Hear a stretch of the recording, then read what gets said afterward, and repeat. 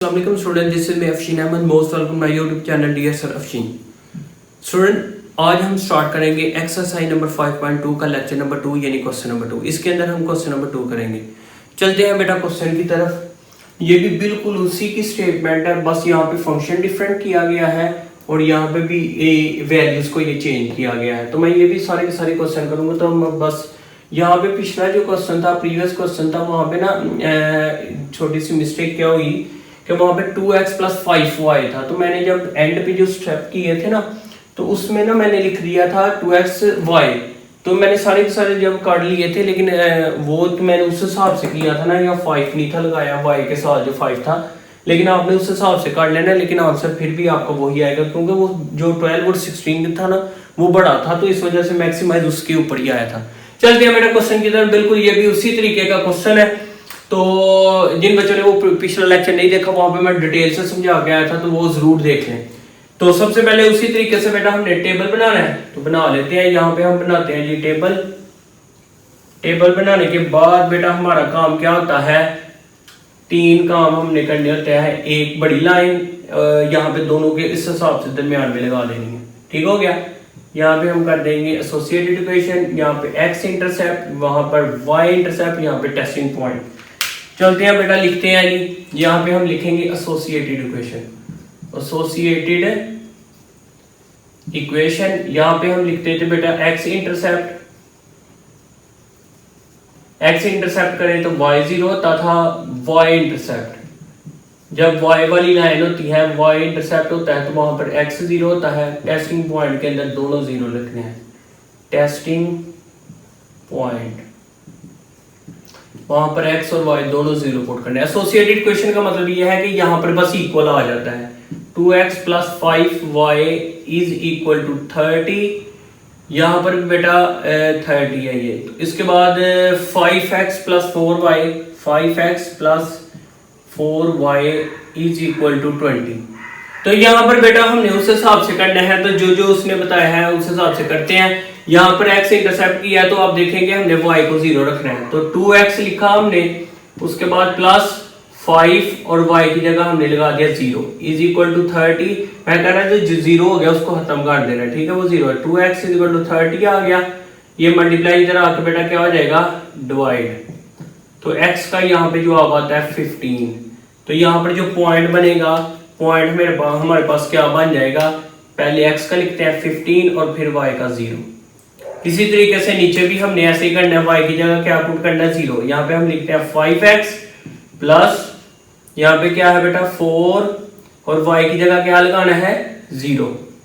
ये सिंपल. अब आपको बार बार यही काम करना है, तो अब आ जाएगा. जिसको 0 वो सारा 0 हो जाएगा मल्टीप्लाई होके, और ये आ जाएगा जी 5x = 20. ये मल्टीप्लाई होगा हर दफा इसी तरीके से सेम स्टेप डिवाइड किया करेंगे, और x का जवाब आ गया 4.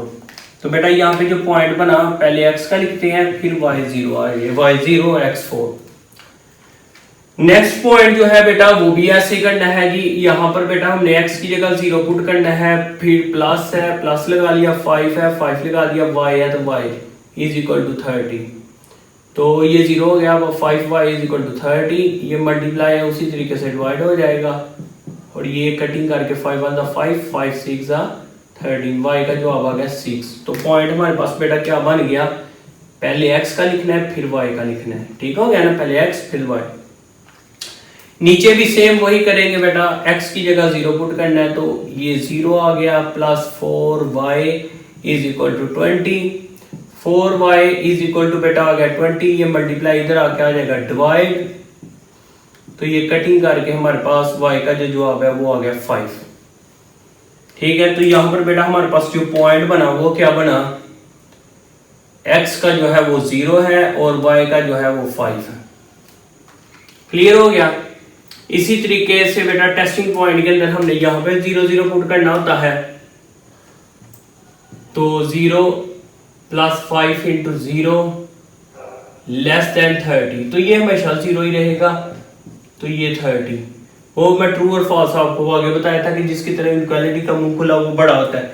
अब ये 0 छोटा है, इनक्वालिटी कहती है 30 बड़ा है, क्योंकि इसकी तरह मुंह खुला है, तो इस वजह से ये जो है ट्रू है. तो ग्राफ बनेगा टूवर्ड रीजन. ये बस ये फैसला करता है ट्रू फॉल्स. फाल्ट हो तो वे फ्रॉम रीजन। यहाँ पे फिर वही करते हैं दूसरी कंडीशन, x भी 0 रखना है और y भी यहाँ पर हमने क्या करना है, y को भी 0 रखना है। लेस देन 20 आ गया, ये भी 0, लेस देन आ गया 20, तो ये 0 छोटा है 20 बराबर, बिल्कुल ये ट्रू बात है, तो ये भी जो है ये तो बेटा वो काम है कि जो ऑलरेडी पिछले लेक्चर में समझा चुका हूँ और आपने किया, बिल्कुल कॉपी करने वाली बात है। फिर वही काम हम यहाँ पे करते हैं, एक्स को इंटरसेप्ट किया, यहाँ पर X plane X Y plane बनाएंगे, यहाँ पे वाई एक्सिस, ठीक हो गया। अब यहाँ पे देखें पॉइंट 15 तक चले गए हैं, तो हम अज्यूम करके लगा लेते हैं, ठीक है। आगे हमने लिख लिए थे वो आपको समझाने के लिए, बाकी आप बच्चे तो नहीं, आपको इस चीज का आइडिया है। तो जैसे ये 15 है, x 15 है, मैं कह रहा हूँ आप इनको छोड़ दो, आप इसको देख लिया करो।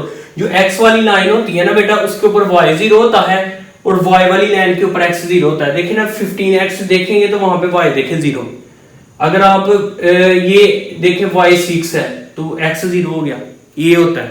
इस वजह से ये आपने याद रखनी बात। तो x 15 है तो हम अज्यूम करते हैं ये x पॉजिटिव 15 है, तो यहाँ पर हम लगा देते हैं इसका पॉइंट, यहाँ पे मैं लगा देता हूँ पॉइंट, तो यहाँ पे मैं लिख देता हूँ जी 15, ये वाला पॉइंट 15 और 0, 15 इसी से लिख लेता हूँ बेटा, 15 और 0, ठीक हो गया। दूसरा जो है इसका 0 6 है, y 6 है, तो y को हम अज्यूम करते हैं, फर्ज करेंगे यहाँ पर है, ठीक है। तो यहाँ पे इसके पास ही लिख लेना आपने 0 और 6। तो आप दोनों ने इसको क्या करना है, दोनों पॉइंट्स को ज्वाइन कर देना है स्केल के साथ बेटा, आपने करना है। मुझे हाथ से लगाना पड़ रहा है लाइन को, ये देखें ये यहाँ पे लिख देंगे लाइन 1, ये भी क्या है लाइन 1। बस एंड पे जाकर बताएंगे कि जो शेडिंग है वो टूवर्ड रीजन हुई है या अवे फ्रॉम रीजन, ये ट्रू है तो टूवर्ड रीजन होगी, रीजन ये है तो इसकी तरफ होगी। अच्छा नेक्स्ट जो है वो दूसरा पॉइंट कौन सा जी, 4, x 4 है जी, तो तकरीबन यहां पर आ गया, ये भी मैं लाइन लगा लेता हूं। तो ये जो है x हमारे पास तकरीबन बेटा यहां पर हम कह देते हैं कि ये जो है यहां पर है, तो x आ गया हमारे पास 4 और y जो है वो 0 है, तो 0 4 ऐसे लिख लिया, वो उल्टे ना मार्कर इस वजह से चल नहीं था। तो 0 5, ये भी x y पॉजिटिव है, तो ये देखे ना हमने कितना था, ये 6 था, तो 5 तकरीबन यहाँ पर लगा देते हैं कि यहाँ पर इसके करीब ही है 5, तो ऊपर यहाँ पे लिख लेंगे 0, सॉरी पहले हमने x 0 है और y क्या है 5, ठीक हो गया। अब इन दोनों को हमने क्या करना है, ज्वाइन कर देना है, उसी तरीके से ज्वाइन करते हैं जिस तरह आगे किया था। तो ये देखिए बेटा ये ज्वाइन करेंगे तो किस तरह ज्वाइन होगी, ये दोनों लाइनें आपने ऐसे करना है, तो यहाँ पर आके आगे कट जाएंगी, तो ये लाइन 2 आ गई, ये लाइन क्या आ गई 2। अब देखें बेटा वही काम जो मैंने आगे बताया था, ये वाली पिछले लेक्चर में डिटेल से बता गए, इसका मतलब क्या है फिर बताना पड़ रहा है, क्योंकि हो सकता है आप पहली दफा देख रहे होते इस वजह से। x ग्रेटर देन 0 का मतलब x पॉजिटिव है, ठीक है, x भी पॉजिटिव और y ग्रेटर देन 0 का मतलब y भी पॉजिटिव है। कौन सा कोऑर्डिनेट जहां पे दोनों पॉजिटिव होते हैं, पहला कोऑर्डिनेट, ये ऑलरेडी पिछले लेक्चर में डिटेल से बताया था, तो इस वजह से आंसर हमारा पहले कोऑर्डिनेट तक रहना चाहिए। अब करते हैं शेडिंग, पहली लाइन है तो उसका जवाब है ट्रू, ये पहली लाइन है, इसकी शेडिंग होगी टूवर्ड रीजन, ये देखें मैं करता हूं टूवर्ड रीजन, ये टूवर्ड रीजन होनी है ना शेडिंग, रहनी पहले कोऑर्डिनेट तक की, ये मैं फिर बता देता हूं यहां पर आपको, ये देखिए x positive x negative, y positive y negative, तो पहला कोऑर्डिनेट x भी पॉजिटिव y भी पॉजिटिव, x नेगेटिव और y क्या है पॉजिटिव। ये अब यहां पर देखेंगे तो दोनों नेगेटिव, यहां पे x क्या है, ये यहां पर देखा जाएगा x पॉजिटिव है और y क्या है नेगेटिव, तो ये यहां तक आंसर रहना चाहिए क्योंकि ये दोनों पॉजिटिव है, इसका मतलब ये है। तो हमने को आंसर यहां तक ही शेड कर लेंगे, टूवर्ड रीजन रीजन यहां पर होता है, शेडिंग इस तरफ होगी, तो आपने ऐसे शेडिंग कर लेंगे, पहले कोऑर्डिनेट तक ही रहनी चाहिए। अब करते हैं जी दूसरी लाइन की शेडिंग, लाइन 2 भी ट्रू है, लाइन 2 भी ट्रू है, उसकी शेडिंग भी किस तरफ होगी, टूवर्ड रीजन, ये देखें ऐसे। अब मुझे वो हिस्सा बताएं जहां पर दोनों लाइनें आई हो, तो आपने कहना सर ये वाला हिस्सा है, ये वाला, तो इस वजह से बेटा ये जो है हमने इसको रेज कर देना है। आपको अगर जुबानी पता चलता है तो आप जुबानी भी लिख सकते हैं, आपने इसको हमने देखो यहाँ पे रेज कर दिया, तो ये जो है ना हमारा आंसर है, ठीक है। तो जो कॉमन होता है ना वो हमारा सोल्यूशन होता है, वो सोल्यूशन लिखते हैं। इस वजह से मैंने डिफरेंट मार्कर यूज किए हैं ताकि जो आपको पता चले ये दोनों तरह, यहाँ पे सिर्फ रेड मार्कर था, यहाँ पे रेड भी आ गया, ग्रीन भी आ गया, तो आपको पता चला ये दोनों ये ही साथ है, जहां पे दोनों लाइनें आई हैं, तो वो आंसर होगा। यहाँ पे कॉर्नर पॉइंट भी लिखता हूं, पहले मैं यहाँ पे लिख लेता हूँ, एक तो ये पॉइंट आ गया, एक ये वाला आ गया और एक यहाँ पे हमें निकालना नहीं पड़ा, पहले क्वेश्चन के अंदर हमने निकाला भी था, ठीक है। कॉर्नर पॉइंट सोल्यूशन रीजन के जो पॉइंट्स होते हैं उनको कॉर्नर पॉइंट्स बोलते हैं। कॉर्नर पॉइंट्स हैं 3, एक 0 0 ये वाला, एक 4 0 और तीसरा ये वाला 0 6 0 और 6। लास्ट हमारा जो होता है वहां पे क्या करते हैं, फंक्शन को चेक करते हैं ये मैक्सिमाइज है या मिनिमाइज है, उसके लिए भी टेबल बनाना पड़ता है, तो उसके लिए हमने टेबल बना लिया है। तो यहां पर हम लिखेंगे कॉर्नर पॉइंट्स, यहाँ पे हम फंक्शन लिखेंगे जिसके ऊपर हमने चेक करना है, वो ये है एफ एक्स वाई और आगे लिखा हुआ है जी x plus 3y, x plus 3y। अब यहाँ पे हमने कॉर्नर पॉइंट लिख लेने हैं और यहाँ पे पुट कर देने हैं। तो ये देखो पहला बेटा मैं लिखने लगा 0 0, तो 0 0 मैं लिखा, तो x की जगह ये पहला पॉइंट x होता है, दूसरा y, x की जगह भी आपने क्या करना है 0 पुट करना है और y की जगह भी 0। ये देखो 0 प्लस 3 और 0, तो आंसर 0 जमा 0, आंसर क्या आता है 0। और 4 x की जगह 4 आ गया प्लस 3 y की जगह हमने क्या पुट करना है, ये यहाँ पर सॉरी मैं लिख रहा हूं, ये ऊपर लिखा था, मैं पहले यहाँ पे लिख लेता हूँ पॉइंट तीनों ताकि इजी हो जाए।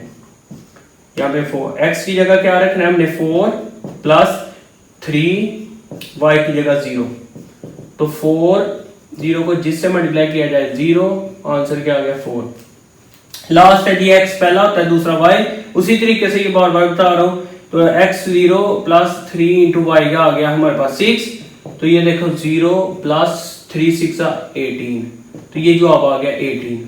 तो बेटा हमने मालूम यहाँ पे ना पिछले क्वेश्चन में क्या हुआ था कि यहाँ पे 5x प्लस 3y था, यानी कि यहाँ पर मैं पिछले क्वेश्चन 2x प्लस 5y था, मैं यहाँ पे 5 लगाना भूल गया था, सारा क्वेश्चन ठीक था, बस यहाँ पे आ गया ना 5 नहीं लगाया, लेकिन मैंने जब ये किया ना तो मैंने तो इस हिसाब से किया था, तो यानी कि जो यहाँ पर मैंने लिख दिया था फंक्शन, तो 5 नहीं था लगाया, तो फिर भी आंसर ठीक आ गया था वैसे, क्योंकि ये 16 और 12 था आया था ना जवाब, तो वो बड़ा था, इस वजह से मैक्सिमाइज मालूम करना था बड़ा। यहाँ पे भी देखे ना ये 6 बड़ा है, तो इस वजह से यही मैक्सिमाइज फंक्शन मालूम करना है, तो ये फंक्शन जो है मैक्सिमाइज है। तो यहाँ पे सबसे पहले लिखते हैं मैक्सिमम वैल्यू, यहाँ पे लिखेंगे the maximum F, the maximum value of F, इन एफ की सबसे मैक्सिमम वैल्यू ऑफ एफ क्या है बेटा, the maximum value of F is 18 at point, corner point, at corner, ये एंड पे लिखे ना एट कॉर्नर पॉइंट,